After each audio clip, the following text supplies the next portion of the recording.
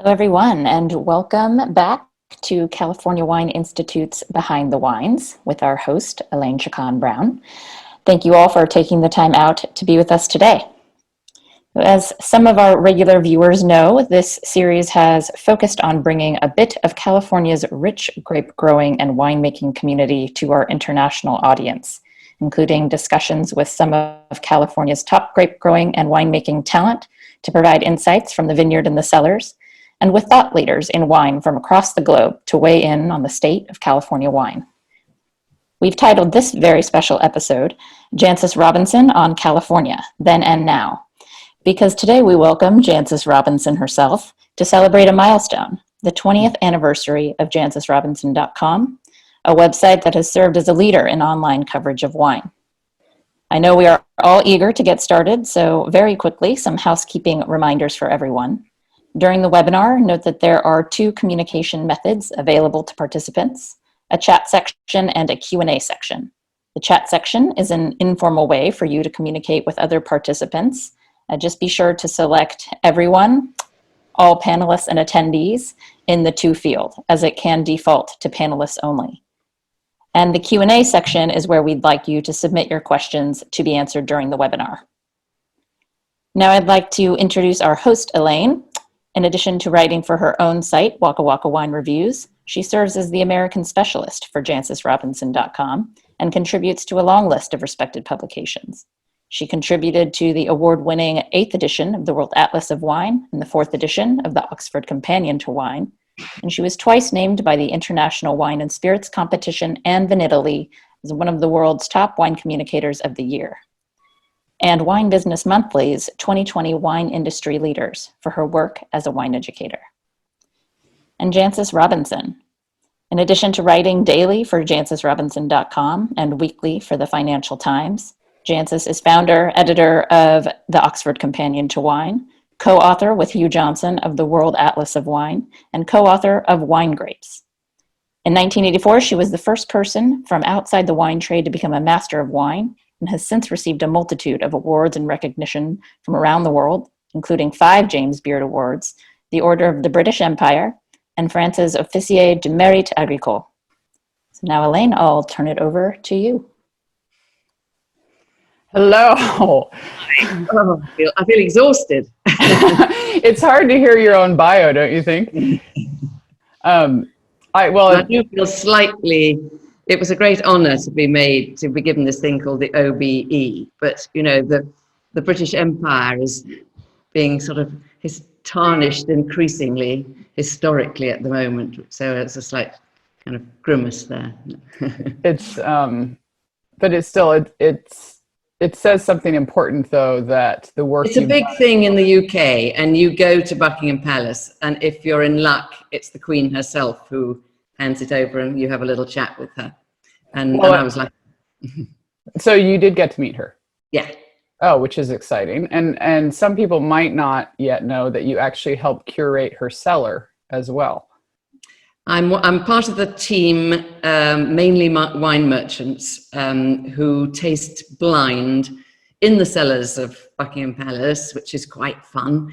Wines that are submitted they put out a tender. You know, they say we're looking for, you know, red Bordeaux in this price bracket.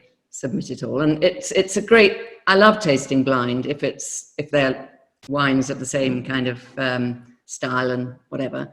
And so for me, it's actually one of the rare opportunities I get to do blind tasting. Well, and one of the things you and I have talked about before is that people often assume, oh, the Queen's cellar, you must have the best wines in the world there. But actually, because she works for the country, the wines have to be all quite judiciously priced. There would be terrible headlines if, in fact, every time there's a visiting head of state, the journalists pore over the wine list, you know, and then quickly work out how expensive they are and how shocking it is that, you know, such an expensive wine has been served. In fact, for visiting heads of state, the wine comes from the Foreign Office cellar, actually, rather than the Queen's. We're buying wine for her to entertain often hundreds of people at a time. So it's got to be a good drink, but it's certainly not, you know, fancy. Right, right. Well, But so she also buys, or we also buy on her behalf, much smaller quantities of smart stuff that she can serve at small dinners and lunches. oh, that's great. So I thought I should just give a quick sense of perspective on your upcoming anniversary. So you launched jancisrobinson.com on the 1st of November, 2000. And I thought I'd remind all of us that we were kind of just coming out of the .com era. There had been a huge boom for .com and internet interests the whole second half of the 90s. We'd actually just come out of the Y2K scare, and people were rethinking as a result what technology and the internet could do. But the truth is that the wine industry had very little adopted any kind of online presence. The first online wine sale in the world was in the mid-1990s, but there were still very little online wine shopping and even less online wine writing. And so really, you starting your website 20 years ago was incredibly forward thinking.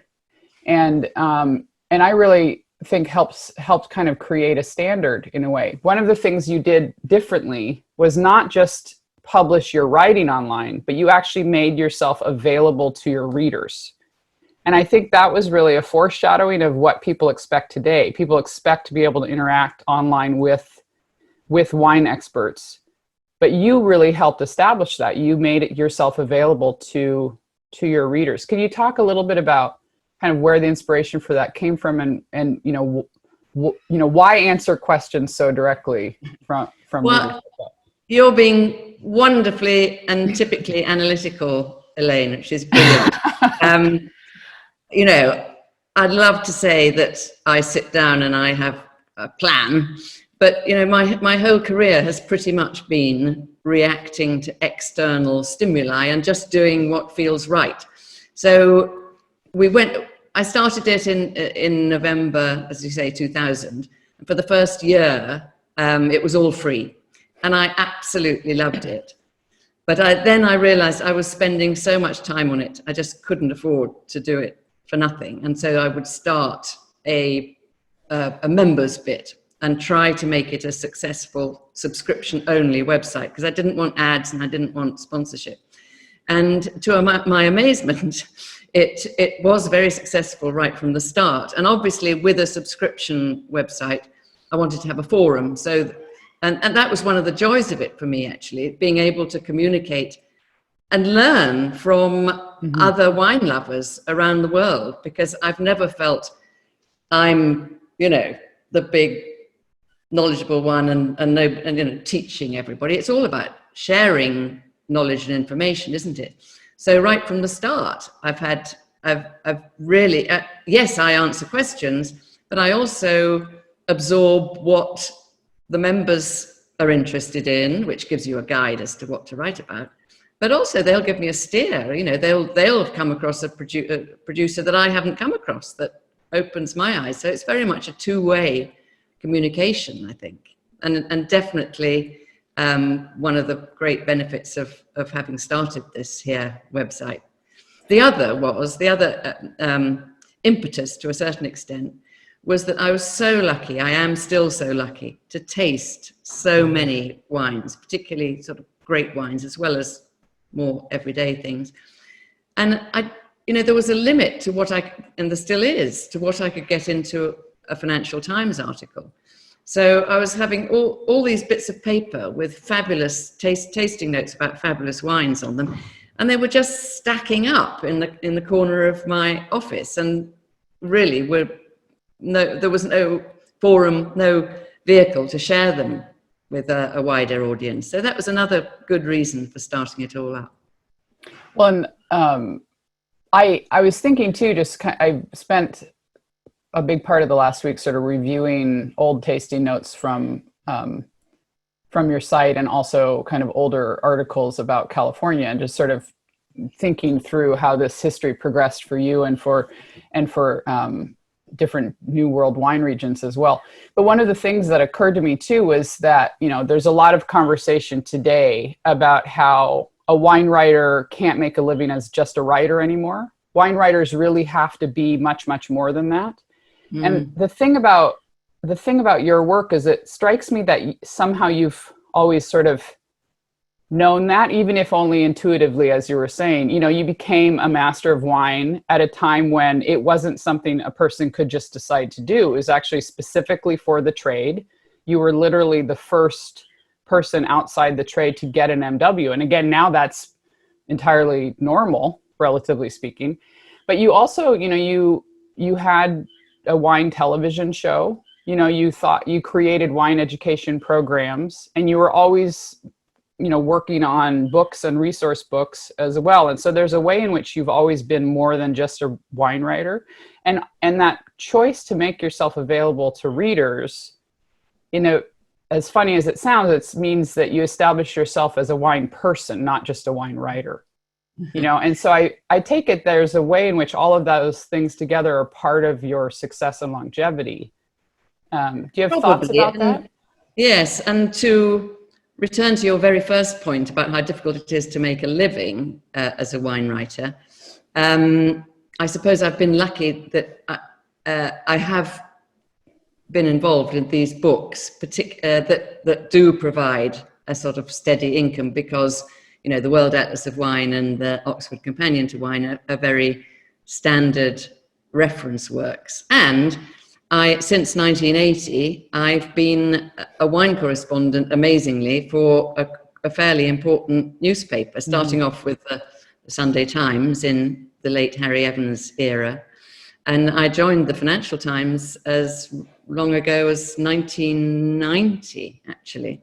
So with the number of print wine columns dwindling, I've been incredibly lucky to have had a perch all that time, really. Well, and let's see, so a 30-year tenure for a wine column must be the longest. That must be the longest tenure wine column I haven't thought of it, but perhaps it is.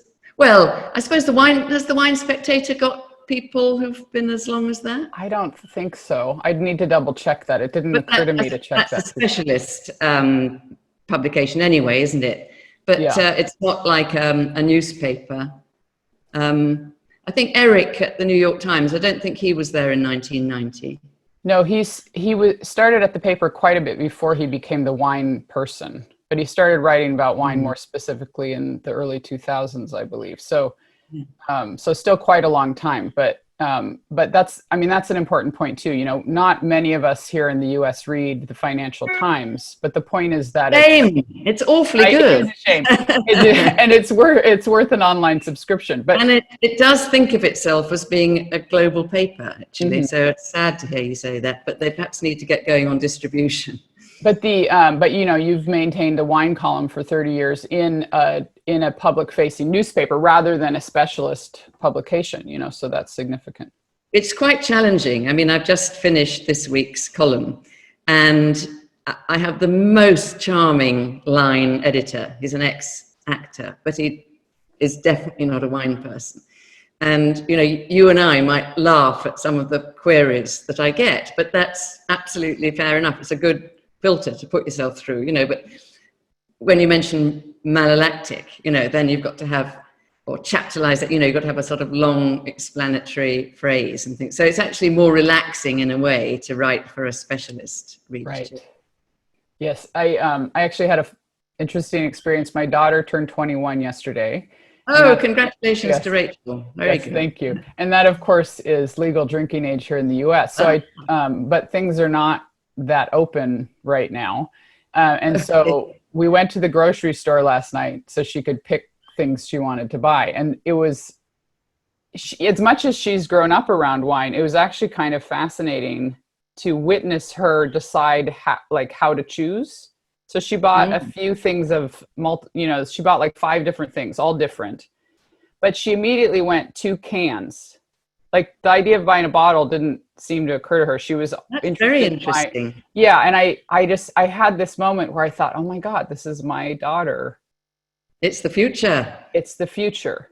Well, and so this is something, you know, we should definitely talk about trends and how that's progressed over the time. I was rewatching some of your television episodes from the 1995 series, and in the episode on Merlot, you talk quite extensively about how much producers at the time, again, this is 1995, believed that the future of wine is in Merlot. And there's this wonderful... This was pre-Sideways. Well, this is the thing. So this is what I'm getting at. So in 1995, you had a television episode talking about the future of wine was in Merlot, and you were comparing it to, it has the approachability of Chardonnay, but in a red wine. And the French paradox had come out recently, so people were looking for red wine to be healthy. But then by 2004, you have an article in jancisrobinson.com where you're very excited because there's this new movie coming out called Sideways, and you hope that they show it in the UK as well. And of course, everything changed at that point. And so looking through tasting notes in your site, you have very little Pinot Noir from California that you're writing about. And in fact, a lot of the Pinot that you had tasted at that point, you were quite skeptical of. And then by about 2000, evolved enormously, hasn't it? Yeah. And so by 2006 or 7, you're starting to have entire features on your website that are just California Pinot. And so that's just one example. What are other like key changes you've seen in that time period? So many, Elaine, so many. I mean, particularly with California, as you know, just this exciting development that, I remember looking at wine lists in California restaurants and my heart sinking because there was just nothing other than Cabernet, Merlot or Chardonnay, maybe a tiny little bit of Sauvignon Blanc. And now, of course, and most of those wines would have been made aiming for the same sort of style.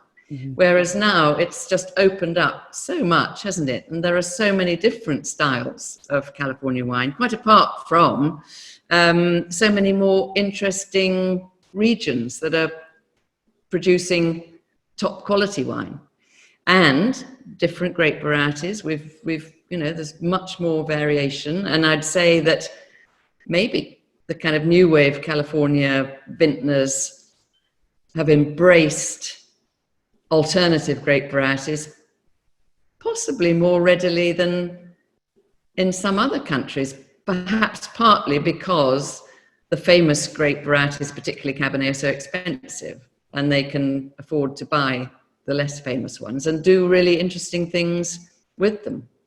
And then talking about other changes, who would have thought that people would be active, have gone from looking for high alcohol wines to looking actively for low alcohol wines, switched completely. We're not talking about everyone, all wine drinkers here, but perhaps maybe some more of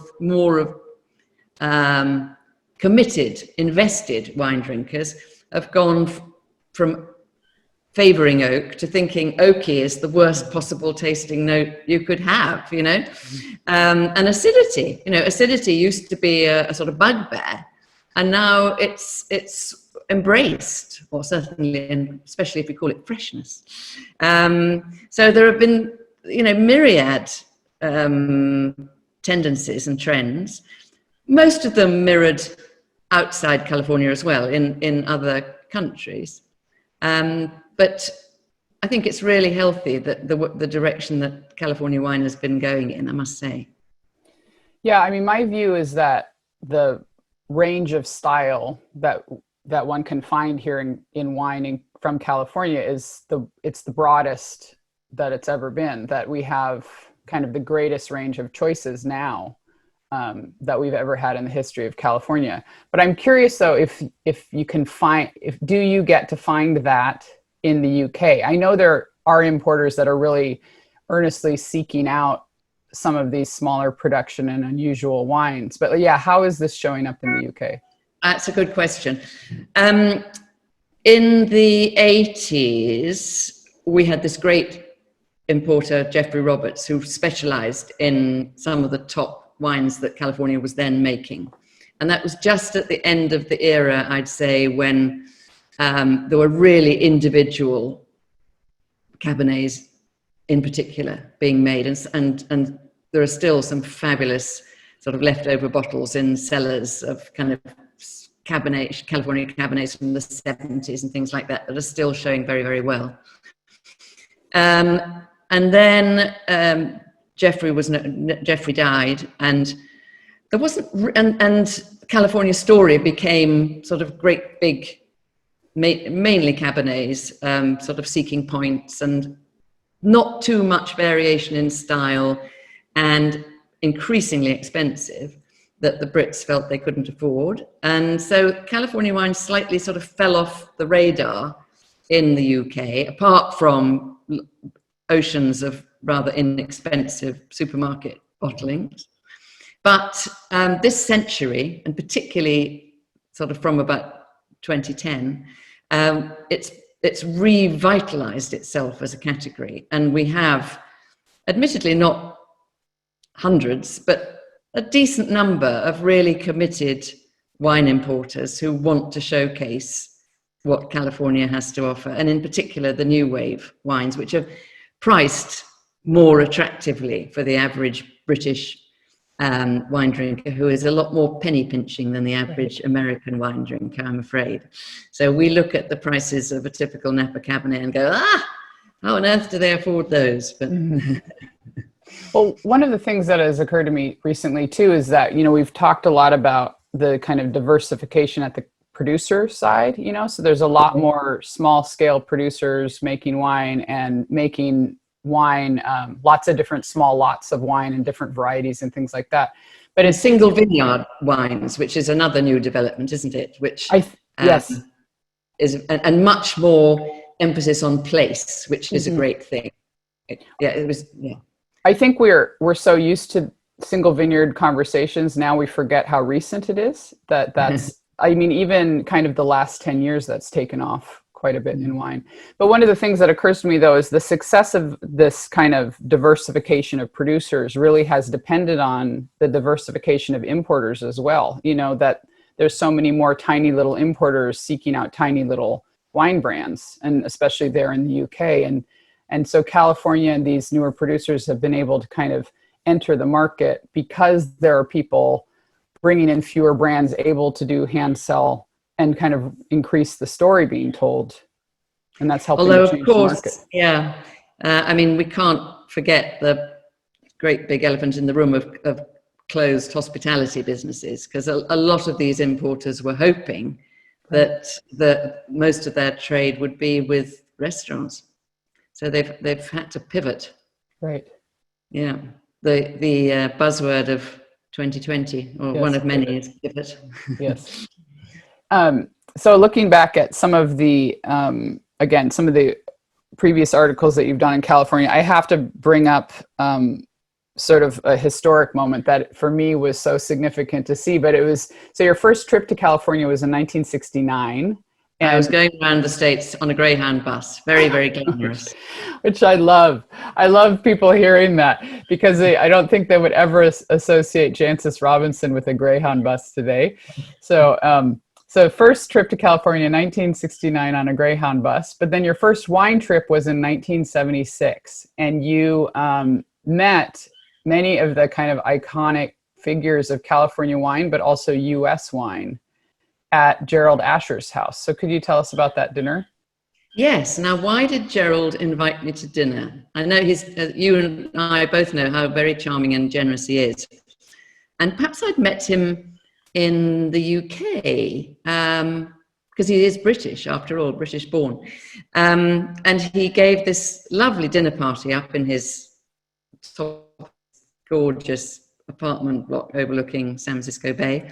And invited, the other guests were Robert Mondavi, he was being teased or congratulated on his Fumé Blanc, which had recently come out and had been a soar-away success. And James Beard, and the Bernsteins of Mount Vida, and what's his name from Clos du Val? Bernard, what's the name? You know, the founder of Clos du Val. Yes, the founders of Clos du Val, and I'm blanking on the name now that you're asking. Yeah. So, you know, it really did feel like very early days of California wine then, and certainly of Napa Valley. And I was very aware of I mean, I've ended up having lots of friends, particularly in Napa Valley, not exclusively. And I do remember that time, it just all felt so new. And everybody was so friendly towards each other, which I think is a characteristic even now. There was nothing like the sort of the old style Burgundy where a producer won't acknowledge another producer, even in the same village, you know, great competition and all that kind of thing. It was a very communal, it was just a great community doing their best and feeling that they probably could. I mean, if they'd read history books, they'd have seen that California had a track record of producing great wine. So, and I don't remember actually any talk of the Judgment of Paris, even though that was about then, wasn't it? I think that was a real slow burn, and it you know, its importance, its significance came about in the sort of the years afterwards, really, rather than the weeks. It would be very different today, wouldn't it? Yeah. So if you track like old wine articles, it doesn't really become a huge phenomenon. Now we point to it as the moment, but it, you know, it doesn't seem in my mind looking back like it really was the moment at the time. The other thing that happened in 1976, grape prices finally exceeded farming costs. So growers could start to think about farming quality and varietal farming, and which they hadn't been able to afford to do before. And but the other thing too was table wine sales finally exceeded sweet wine sales. And so it was really this changing moment for lots of reasons. And I think had those other things not changed, the Judgment of Paris couldn't have had the impact that it eventually did. I'm sure that's right. And also the thing I remember from then is how sought after white wine was.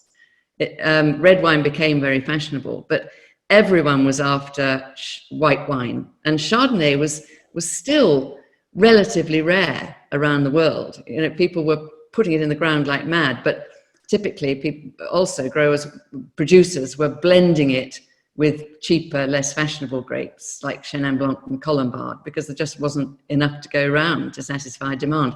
And fresh, technically perfect white wine was quite rare. You know, I remember when white wine was often brown and it, you know, oxidized. And that was, you know, back in 1910. But Sure.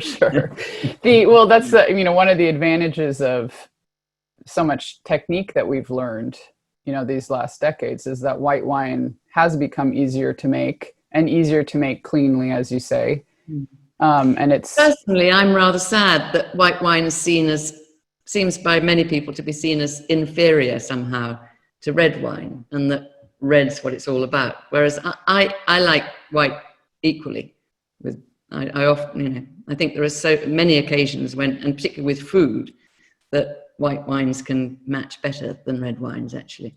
But it's red wines that tend to make the money. well, and so how much of that do you think did connect to the French paradox and just that idea that red wine was so good for your heart? And I think maybe there were two things. Yeah, in your country, we never got the French paradox, really. It didn't have, you know, it wasn't a UK TV show.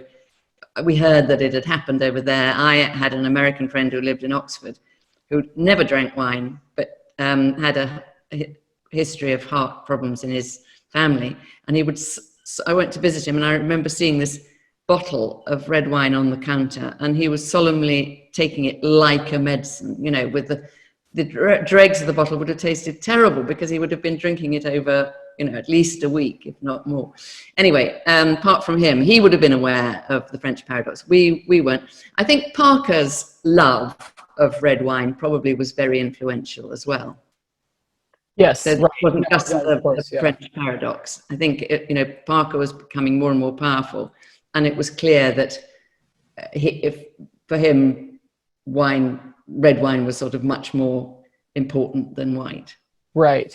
Well, and so, you know, mentioning Parker, and we mentioned Gerald Asher as well. And Vivian Gay is asking about Harry Waugh, you know, and his writing. And so just these different, you know, to what extent do have you seen these different writers really influencing change in the industry? And in what ways have these different figures influence change, do you think? Yeah, I mean, Harry Waugh was a delight, a sort of real gent, and he wrote these diaries of his journeys around America, from kind of wine and food society to wine and food society, and it always seems to start with, got up at 5 a.m. to fly to Houston, you know, because he was put on this terrible treadmill of travel and had to be charming at the end of every dinner.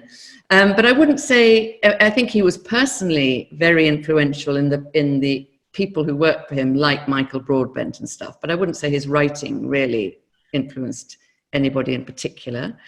Gerald was the most wonderful wordsmith. He sent me his article in Gourmet about Bandol because of Lulu Peyraud dying so recently. And I mean, he's just a dream writer. But he was in Gourmet, and I wonder how many real hardcore wine fanatics would have really taken Gourmet and allowed him to direct their wine choices. I mean, no one has ever been or will ever be as powerful as Parker. It was just the right person at the right time, with newsletters growing and a love of points, and you know, points being easy to understand around the world, scores and all that kind of thing. But I think it's great now that, and I think he earned his place, and he worked terribly hard, and he was very consistent. But I think it is so healthy now that we're not following just one person. I think it wasn't his fault that everybody followed him. Right. Because he was very successful and very, very confident.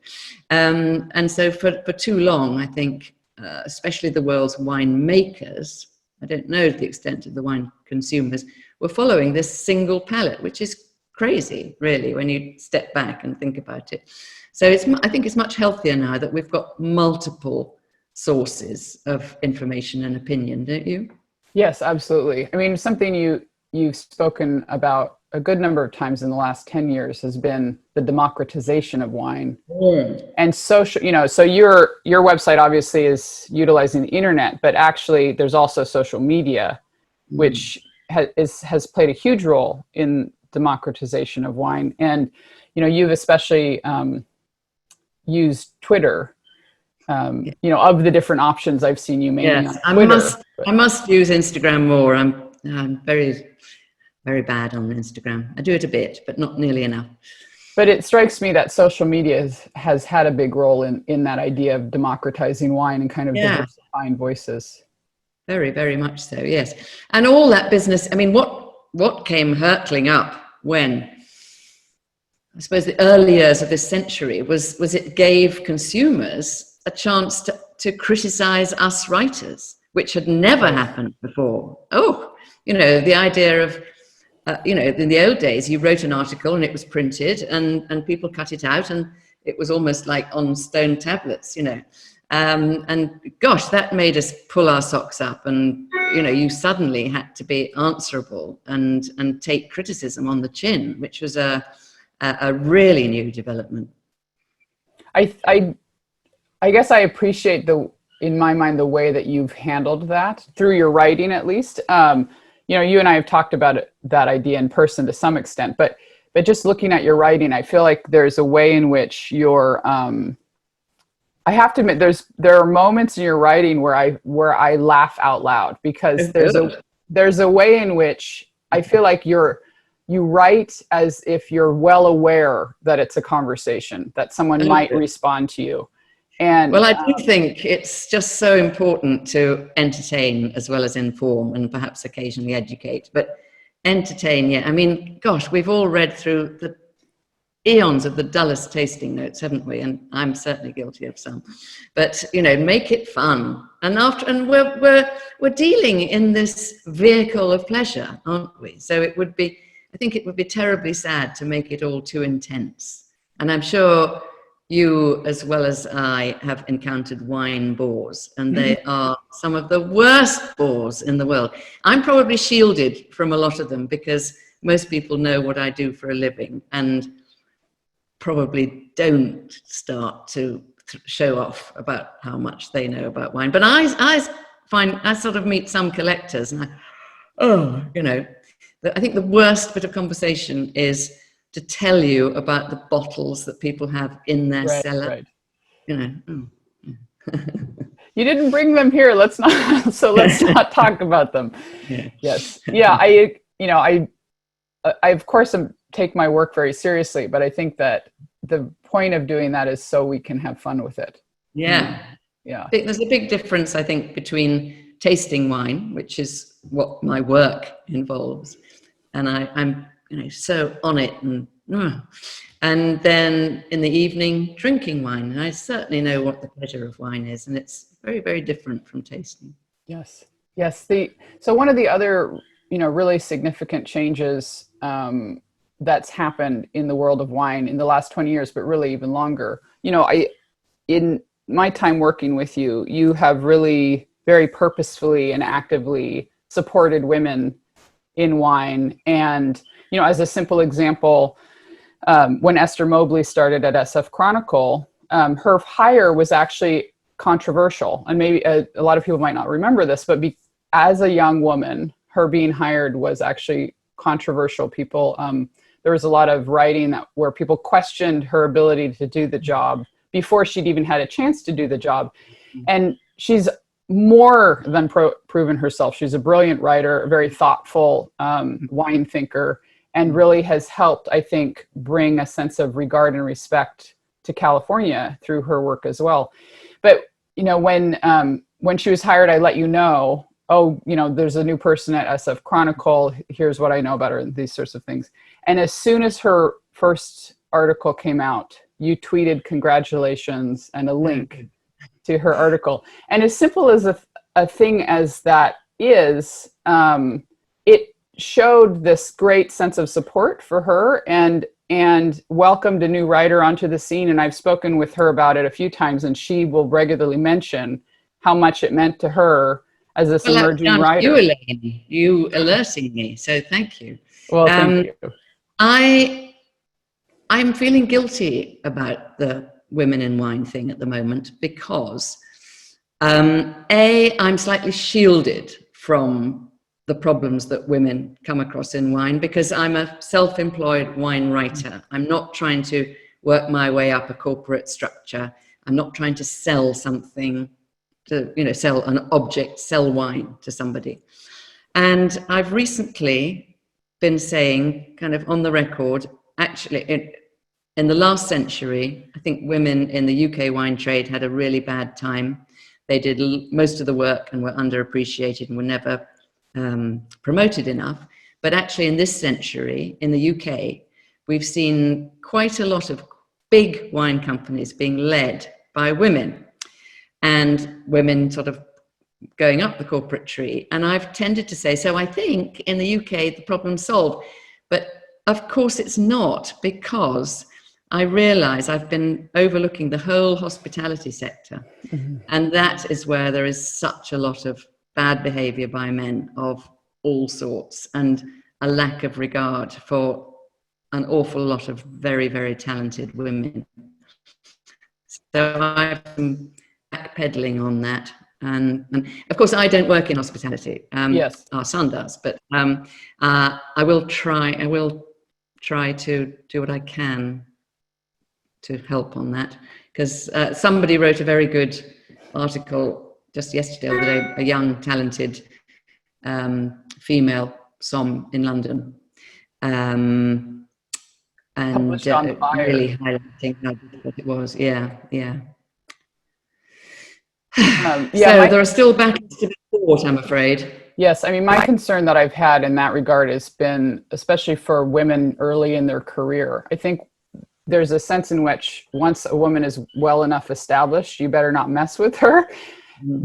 But there's a lot of women, younger women and women earlier in their career that will unfortunately confide in me stories of them being targeted in some extent or not taken seriously. And I think that's something for all of us to think more about. How can we mentor or support people in that kind of position. But something you've taken a strong stand with this year specifically, both publicly and also I know you've done a lot of work actually behind the scenes in order to support the success and fostering of, Black, Indigenous, and people of color, or BAME as an acronym goes in the UK, and have even helped start a website there. And so that you've taken a strong role specifically around those issues in wine this year. Could you tell us more about that, and why does that matter to you?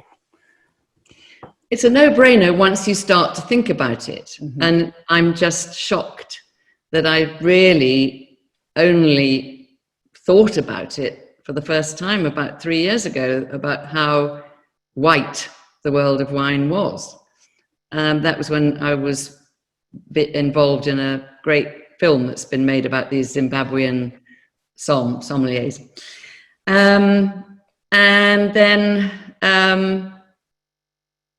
actually it was before the whole awful George Floyd thing. I was on the one previous interview thing that I'd done online, because I was rather wary of doing too many things online, with Robert Joseph. I think the topic came up again.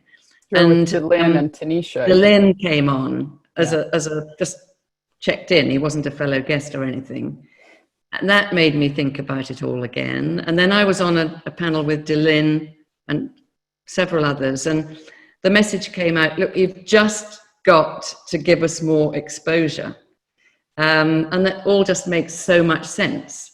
And whenever you mention the issue to anybody who's right thinking, they all go, oh yeah, yes, that's right. We're all white. That's ridiculous. Let's open the doors. Let's be more inclusive. And so I'm involved with quite a lot of initiatives to make that happen. And it's trundling along, and we all have to hope that it's not just going to be, I think, is it Julia Coney, who's so great, and you probably put me in touch with her, and she's a firepower, and she says it's a marathon, not a sprint. And of course it is, and what we don't want is for it to be, the 2020 cause célèbre and then forget all about it. Yeah. But things are going in the right direction, I think. But I still get some really nasty feedback. There are still some people who just don't get it, which is most unfortunate. Well, and the truth is having someone of your stature speak openly about it mattering that we support Black people in wine, Indigenous people in wine, people of color in wine, that you being willing to speak about that helps change perception and help people realize it matters, and that we actually do need to care about these things. I hope so. And if ever I do read a reaction which is just really unpleasant and just nasty, I think that's why we've got to keep going. That attitudes like that just have to be stamped out. Yeah. Yeah, so Julia Coney started the website Black Wine Professionals here in the US, but you've actually helped one of your colleagues start a website that's similar there in the UK. Could you go ahead and tell us about that? Sure. JancisRobinson.com actually sponsored it, and it's called bamewineprofessionals.co.uk. And it's very similar to Julia's in that it's a listing of all the individuals we could find, although I'm shocked by how few there actually are still. They can be in hospitality and or the wine trade itself.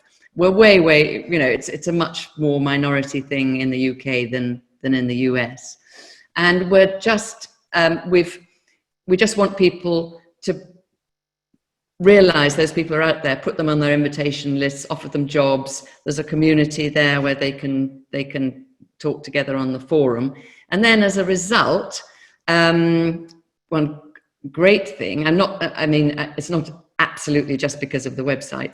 Majestic, the biggest wine retailer in the UK, has offered 24 free WSET scholarships this season, and I think they're going to do it again early next year, to people who just need help in getting on the ladder. And I'm sure not all of them are going to turn out to be great wine professionals, but I bet some of them are.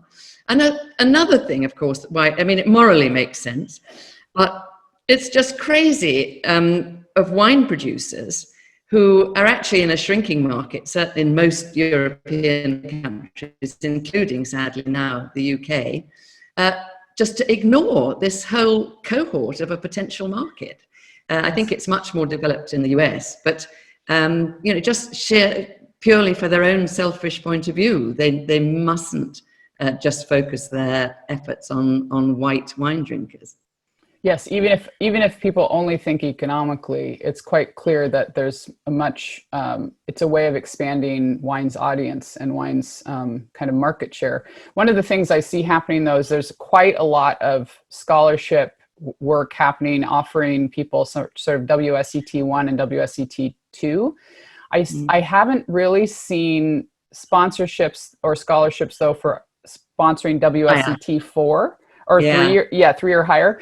But the thing I would really love to see is someone sponsoring people that have their diploma becoming providers, because I think we could start to see genuine, swifter change when we're supporting Black, Indigenous, and people of color becoming WSET education providers. If people can create their own communities, educating people in ways that welcome each other, that's when we'll start to really see a lot of kind of localized change over time, I think. Yeah.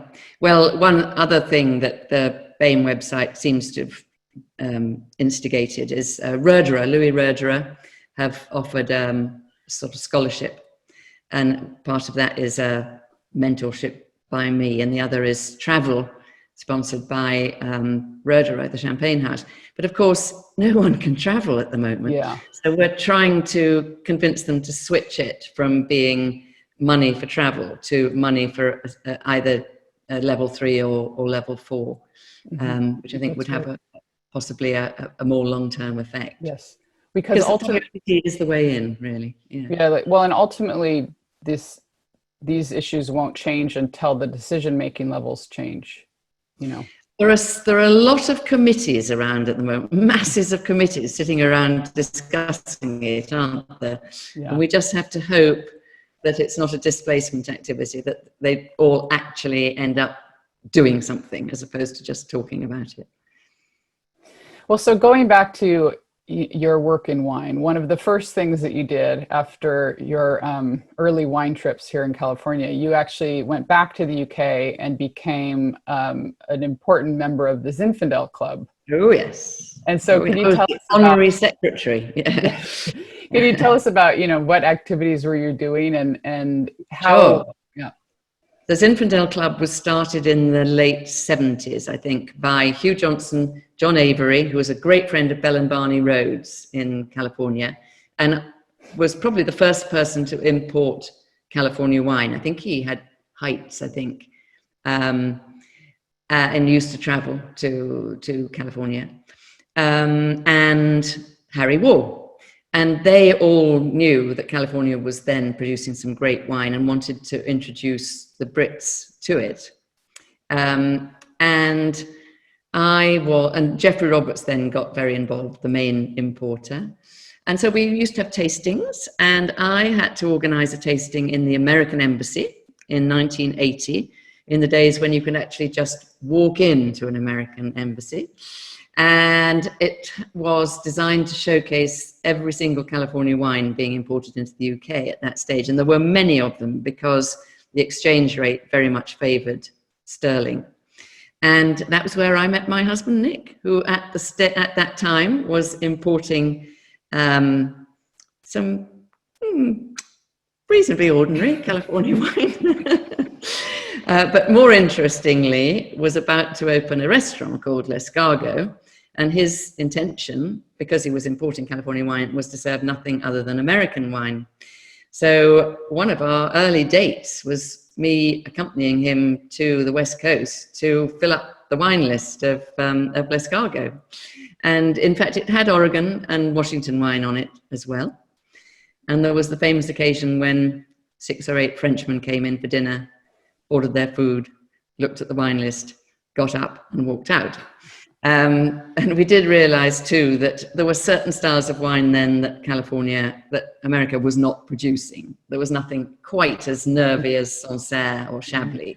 And we knew from the start we needed a champagne. So we started adding some non-American wine. But on the very, very first night that the restaurant opened in 1981, who comes in but Robert Mondavi? Yes. Because he's heard that there's this restaurant opening that's specializing in American wine. So we had a great dinner together. And then a Sunday Times diary writer was at the next table and recognized him and, wrote a piece about him and the restaurant and stuff. And it all took off from there. That's amazing. And so, fast forward to a few years ago, UC Davis and Warren Winofsky asked if you would give your papers to their collection. And you were the second writer to donate your papers, but you actually sent your papers to California. Can you speak about what made you decide to let them be housed here? The English language for a start.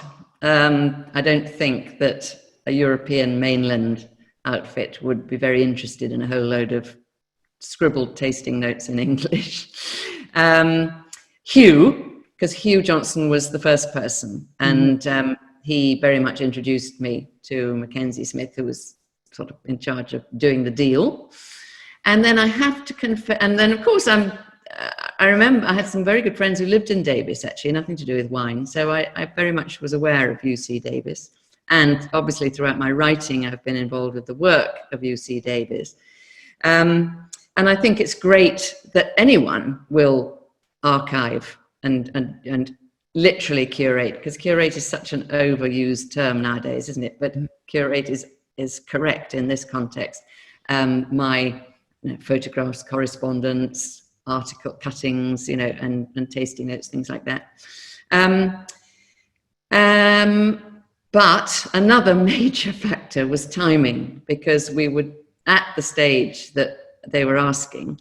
We were about to move from the family house we'd lived in for 33 years to a flat, an apartment. And, there was so much stuff in the attic. I mean, the timing was just absolutely brilliant. So. Well, and the number of boxes you sent over, I remember it being more than 12. It was some enormous number. I don't know. That actually shipped from the UK to California. I think the idea is that they're all digitized, or will be, so people can, in theory, access them. Well, and I know. Yeah. Oh, I was going to say there's some wonderful old photographs as well. It's not only your writing, but some wonderful photographs with even like you wearing a flower. The hippie hair and the cheeks. Yeah. So, now, you started writing about wine in the mid-1970s. Your first wine trip to California was 1976. And you are coming upon the 20th anniversary of your own website. And I should, as a side note, quickly add, your website has lasted 20 years without advertising, without sponsorship. One of the things I think is so integral to the incredible respect that you garner in the wine industry is exactly that there's a kind of ethical clarity behind your work that I think people... Funnily enough, somebody, I'm not very good at these analyses, but somebody who works in SEO and all that kind of thing showed me a table the other day. I don't know if did I share it with you, which showed the trust factor of various wine websites, and we're very trusted, which is very nice. Nice to see it actually, in numbers, sort of proof, it was very, very nice, very nice. Well, so so I mean, maintaining that kind of independent role, and especially now, like we said, it's challenging to make a living as a wine writer, but maintaining that kind of independence, and again, that trusted perspective is really quite significant. But today, so with all of that experience and perspective, and very global perspective as well, what are things happening right now in the world of wine that you're genuinely excited about? And what are some things that you feel are emerging that you hope really build, but you haven't seen talked about quite as much yet? I suppose I've been beating the whole team. We all beat the drum for the underdog, and constantly banging on about Portugal and Greece because they're making such great wine. They have their own array of indigenous grape varieties which can offer flavors that are not available in any other countries. They're quite similar in some ways. And yet, particularly Portugal, people don't, they can't achieve decent prices often. You know, it's assumed if it's a Portuguese wine, it can't be expensive. Whereas, of course, I mean, the Douro in particular is the wildest, toughest place on earth to get a decent yield. So that I think those will continue to champion. In France, the Languedoc is making great stuff and nobody takes any notice of it because it's all a bit confusing. So that's something that I champion. And Eastern Europe, I think, is very interesting because, you know, it went through a terrible crisis when in the Gorbachev era, when he cut off supplies into Russia and they couldn't afford, you know, vineyards were left untended and things like that. But now there's been a sea change and people have gone in and invested money, some of it EU money, so that vineyards and wineries are properly set up now and they're starting to produce some really interesting wine. And again, distinctive. I mean, I love the fact that there is this wide array of all around the world, different styles and different flavors. So that I would nominate as worth looking for and not yet really on the mainstream radar, do you think? I mean, I don't know how it is in the No, I mean, no, you have to really be paying attention and quite deep in wine, I think, to be seeing that here. Yeah. And then there's South Africa, which I'm very glad to see is making a little impact in the US at long last, because they're making such great wine. And they've had such a terrible year, you know, with the government banning all sales of alcohol, even wine exports. So I think they were just getting going in the US, and I think they're very worried that they've lost ground, lost listings. And the wines are just, you know, the best wines are so superb, as I'm sure you know. So that would be somewhere. South Africa strikes me as an interesting kind of market study in that I think, you know, it seems to get a lot more attention in the UK than the US. Part of it is proximity. It's like the longest trip I've ever taken to get anywhere was from California to South Africa. But it's also, you know, the UK is able to have kind of market leaders through some of the private label and kind of grocery store sales that we haven't had a market leader from South Africa, like a bigger volume wine to like raise public attention that the wine is being made there. And I think that's, you know, so real wine geeks, deep wine lovers realize there's good wine being made in South Africa, but a lot of people here just don't even know. But I think that, you know, parallels one of the challenges California's had in the UK, and which you kind of alluded to earlier. That's just about price point, that we really need. We really need wines that are affordable. And so could you speak to that a little bit more in terms of a UK perspective? The UK perspective is shockingly mean. The average price of bottles of wine sold in the UK, I daren't tell you, it is so low. It is so depressingly low.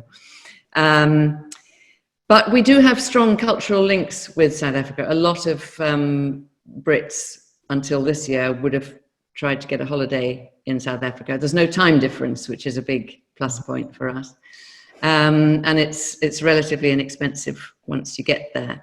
So really, South Africa ticks a lot of boxes for the average British wine drinker. Being now, I mean, in the apartheid era, of course, it was beyond the pale. But I think everybody, you know, Nelson Mandela was such an amazing person, and that, you know, opening up of South Africa, I think there was a great groundswell of support for South Africa immediately after that. They really, really need the support now. I know that California, in the regions that have suffered these terrible fires, also needs support, but they're in different market sectors, I think. Yes.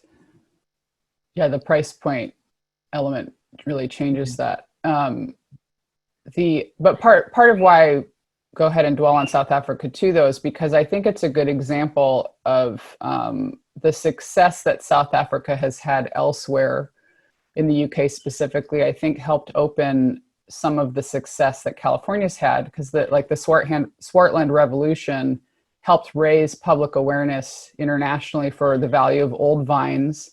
And we've seen that really take hold with conversations around Australian wine and Chilean wine, and then here in California specifically, the Historic Vineyard Society. And I think South Africa really helped lead that conversation.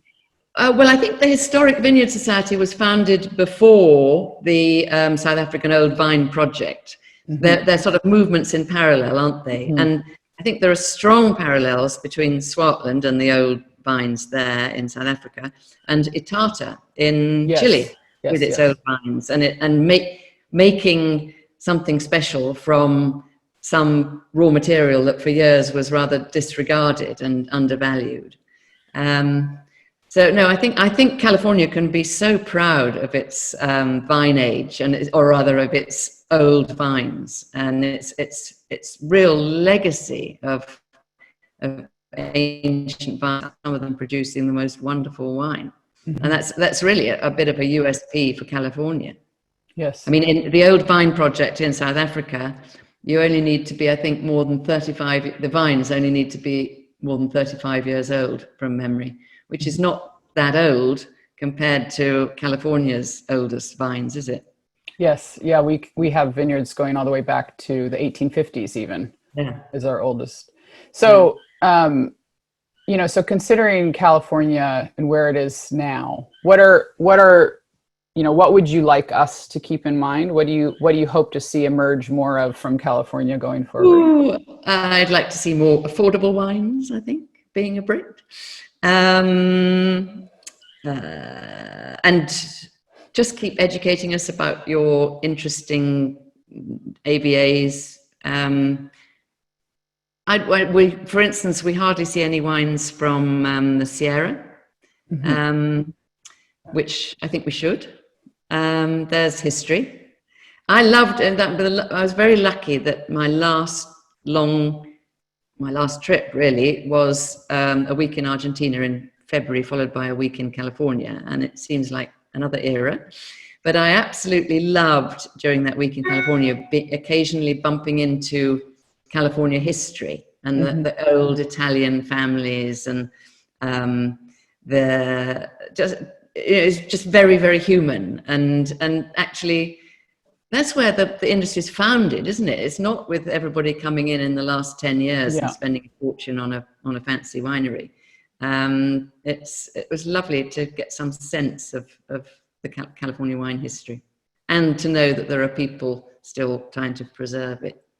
Yes, no, it's part of what I really love about living here, is getting to interact with that and try to learn it firsthand from direct interviews, and I just think it's so valuable for all of us because it gives so much context, and so learning our own history helps us imagine what we might be able to do going forward as well, rather than just taking what's happening right now for granted as the only option. So we are actually over time. It went very, very quickly. 99 plus chat and 13 questions. Yes. I think we're going to manage 13 questions. No, there's, I've been trying to integrate some of them in as we go. I will ask one sort of fun little question. Vino Girl noticed there's a barrel stave on the wall behind you, and she's wondering if you would mind telling us what it is. Actually, yes, that's, we had a lovely holiday in Greece quite some years ago. And at one stage, not now, we had a little flat in Paris, and it had an alcove that needed something tall and thin. And that fit the bill, and has been still with us. But it was bought in a gallery rather than in a winery. Right. So I'm afraid I can't tell you which wine stain is on it. Right. Well, congratulations on your upcoming anniversary, November 1st, 2000. Well, thank you very much for all your input and for some great questions and a great conversation. Thank you. Well, and it's very good to actually see you in person. We email quite a bit, but it's nice to actually get to interact with you. See the wrinkles. Well, you see, it's 8 o'clock now here. I'm in France, and I've got 6 Savoy wines to taste now. So I better go and do that. Great. Well, thank you so much for making time. It's an honor for all of us to have time with you and to hear from you. And congratulations again. Thank you. Thanks, Elaine. Thanks, everyone. Thank you, Jancis. Thank you, Elaine. Thank you. A recording Now, of... If I click on chat and Q&A, I can read them, presumably. Yes, we'll email them to you. Okay, great. Thank you. I kept seeing little messages popping up. Thank you. Well, that was very easy, Elaine, as I expected it would be. So thank you. Off to Savoy. Enjoy your tasting. Thank you very much. All right. Thank you. We'll be in touch, Elaine, yeah? That sounds good. Lovely. Bye. Thanks. Yeah, so just for all our attendees, a recording of today's webinar will be published to California Wine Institute's YouTube channel. And all of the participants, you will receive an email with the link. And remember that you can access all of the previous Behind the Wine episodes on that YouTube channel. And we hope you'll join us next week with our guest, Dan Petrosky, winemaker at Lark Mead in the Napa Valley, and for his own label, Massican. The conversation will take place on Tuesday, October 20th at 10 a.m. Pacific. And also to note, beginning October 27th, we will kick off the harvest sessions. These are 3 episodes in a row focused on different regions of California and bringing you firsthand knowledge about the 2020 vintage. So once again, thank you all and hope you will tune in again next week.